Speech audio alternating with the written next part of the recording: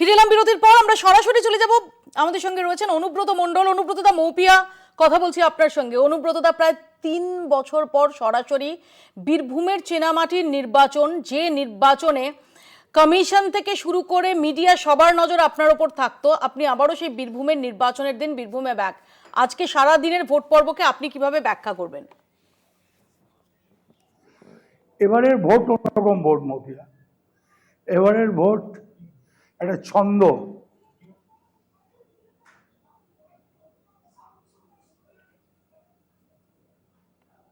অনুব্রতদা, কি মনে হয় 11টার মধ্যে কটা আসনে তৃণমূল কংগ্রেস জিতবে?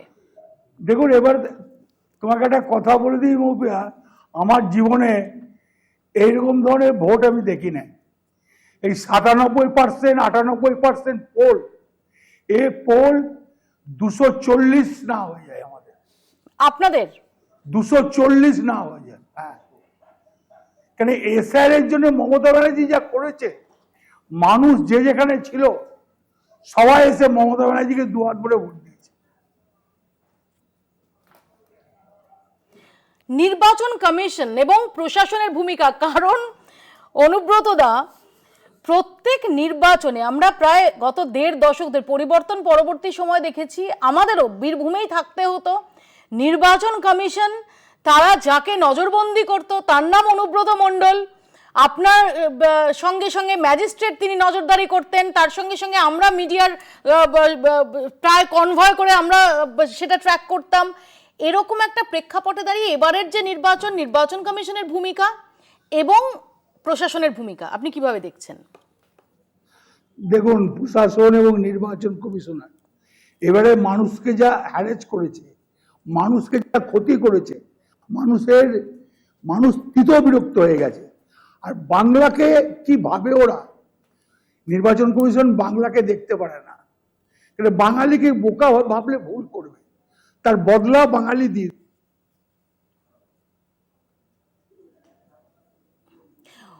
আবার একই সঙ্গে অনুব্রতদা, আমরা যেটা দেখলাম যে প্রত্যেক নির্বাচনে 2022 অবধি প্রত্যেক নির্বাচনে আগে থেকেই, আমি একটু লাইটার মুডেই বলছি, যে একদম ভিলেন যিনি থাকতেন অনুব্রত মণ্ডল, এমনকি শঙ্খ ঘোষ তাকে অবধি কবিতা লিখতে বাধ্য করেছিলেন যে অনুব্রত মণ্ডল, উন্নয়নকে রাস্তায় দাঁড় করিয়ে রাখতেন যে অনুব্রত মণ্ডল। এবার এমনকি নির্বাচন কমিশন নজরবন্দি তো তাকে করলোই না, নির্বাচন কমিশন যে লিস্ট দিয়েছিল ডিজির কাছে সেখানে অনুব্রত মণ্ডলের নাম নেই। এটা কি আপনার প্রমোশন ধরবো না ডিমোশন? কোনটা? না না, কোনো ডিমোশন হয় নাই। অনুব্রত মণ্ডল যা আছে তাই আছে। আরেকটা কথা বলি, ইলেকশন কমিশনের তালিকা আপনি কি ভালো হয়ে গেছেন? আমি এই অর্থে বলছি যে ইলেকশন কমিশনের তালিকায় আপনি কি সুবোধ বালক হয়ে গেছেন? না না না, সুবোধ বালক হয় না। ইলেকশন কমিশনার এবারে ভোটটা বুঝতে পারে নাই, বলে এসআরটা করেছিল। এসআর যে পরিমাণে ঝামালি করেছে, মানুষ তার জবাব দিয়ে দিয়েছে। কিন্তু অনুব্রতদা, গুড় বাতাসা নেই, চরম নেই, বীরভূমের ভোটকে কি কমপ্লিট বলা যায়? আরে তুমি জানবে, এটা ওয়েস্ট বেঙ্গল টাইগারের জায়গা, রয়্যাল বেঙ্গল টাইগারের জায়গা। সে রয়্যাল বেঙ্গল টাইগারের কাজটা এবারে মমতা ব্যানার্জি খুব সুন্দরভাবে করে দিয়েছে। ওই সাজুয়া গাড়ি ফাড়ি দেখিয়ে লাভ হবে না। রয়্যাল বেঙ্গল টাইগার এক থাবা মারলেই সরে যাবে।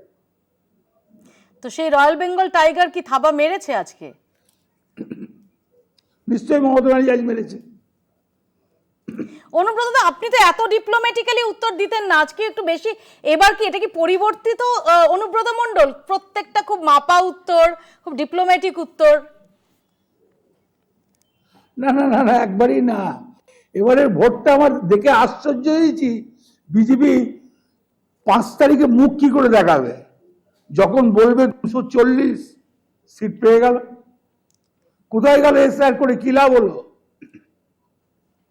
কিন্তু আমাদের কাছে তো, মানে আমরা যারা রাজনৈতিক যে প্রেক্ষাপট সেটাকে পর্যবেক্ষণ করি, তাদের কাছেও তো একটা আশ্চর্যের ব্যাপার আছে। এবারের ভোট আলাদা, তার কারণ এবারের ভোটে গুড়বাতাসা, চরম বা উন্নয়ন দাঁড়িয়ে থাকার মতো নতুন কোনো কয়নেজ নেই, যে প্রত্যেক বছর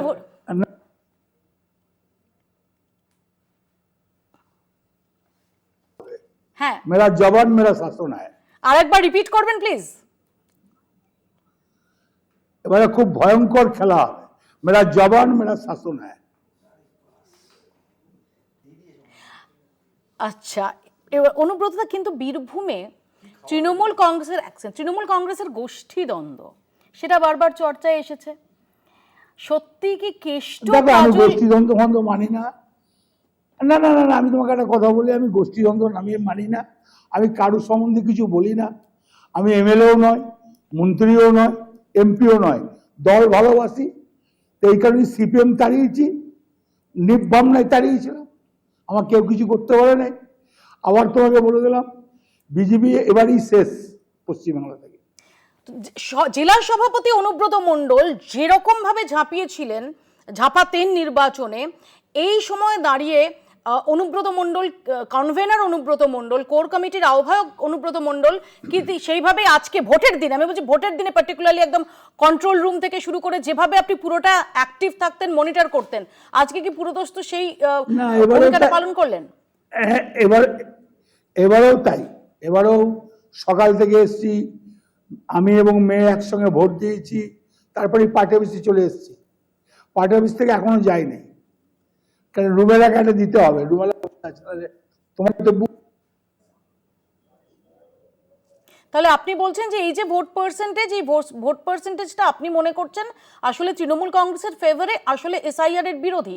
আর যদি এটা অ্যান্টি ইনকামবেন্সি হয়, তার জেরে হয়? একবারে না, একবারে না, একবারে না। এটা ভাবার প্রয়োজন নাই। এবং যেহেতু এসআইআর এ একটা, আপনি এতদিন ধরে ভোট করছেন, আপনি আর ডেফিনেটলি এগ্রি করবেন যে যেহেতু এসআইআর একটা বড় অংশের নাম বাদ গেছে, তাই পার্সেন্টেজ অর্থাৎ নাম্বারটা অটোমেটিক্যালি কমে এসেছে, তাই পার্সেন্টেজটা অটোমেটিক্যালি বাড়বে, অর্থাৎ একটা নিখাত পাটিগণিত তার মধ্যে রয়েছে। এটাও তুমি জেনে রেখে দাও, 10% মানুষ ভোট দিত না, সেই 10% মানুষ মানে লাইনে দাঁড়িয়ে ভোট দিয়েছে। তাহলে পরিযায়ী শ্রমিক যদি 5,000 বাইরে থাকতো, 2,000 আসতো, 3,000 আসতো না, তারাও এসছে এবারে। তাহলে অনুব্রতদা, বীরভূমের নাম্বারটা, বীরভূমে 11-র মধ্যে কত, এবং পশ্চিমবঙ্গে 294 এর মধ্যে আজকে 152টায়, আজকে 152টায় ভোট হয়েছে, ওভারঅল কত? 152তে আমি তোমাকে চ্যালেঞ্জ করে বলছি 130টা পাবে। 130, কিন্তু এর মধ্যে উত্তরবঙ্গের যে সিট রয়েছে সেটা 2021-এ একটা বড় অংশ বিজেপির দিকে গিয়েছিল। উত্তরবঙ্গ শুধু না, পুরুলিয়া, বাঁকুড়া, যতই যাক এবারে যাবে না, কারণ এবারে মানুষ শিক্ষা পেয়েছে। এসআরে যা শিক্ষা দিয়েছে, বয়স্ক 80 বছর 90 বছরের লোককে বিডিও অফিস যেতে হয়েছে, লাইনে দাঁড়াতে হয়েছে, বাংলাকে খারাপ চোখে দেখা হয়েছে, বাংলার মানুষকে ঘৃণা করা হয়েছে, বাংলার মানুষকে বলা হয়েছে বাংলাদেশি, বাংলাকে অপমান করা হয়েছে। তো অনুব্রতদা, আপনি দাবি করছেন যে 4 তারিখে যে ফলাফল বেরোবে তাতে আপনার দাবি যে বিজেপি একদম ধরাশায়ী হয়ে যাবে। তো 4 তারিখ আপনি একটু আগে বললেন, একবার তুমি দেখে নিও, কারণ আমার জীবনে আমি 97, 98, 96, 91% ভোট আমি দেখি নাই। তো 4 তারিখের পর কি হবে? এ ভোট মানুষের হিংসার ভোট দিয়েছে। এবারে ভোটে ডাকতে হয় নাই, বাড়ি বাড়ি যেতে হয় নাই, ঝেঁটিয়ে ভোট দিয়েছে। আর কেন্দ্রীয় বাহিনীর ভূমিকা? ও প্রত্যেক বাড়ি আসে, ওটা কোনো ব্যাপার না, ওটা নিয়ে কোনো চিন্তা করার কারণ নাই।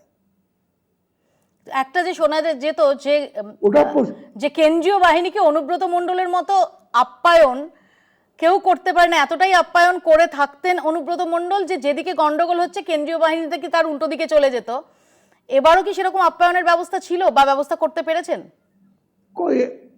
দেখুন, কেন্দ্রীয় বাহিনী তারা তো আমাদের ইন্ডিয়ারই মানুষ, তারা তো জানে যে ভোট একটা উৎসব, আনন্দ, এটা একটা আনন্দ উৎসব, মেলা, তো ওরাও কিছুটা এনজয় করেছে তার সঙ্গে।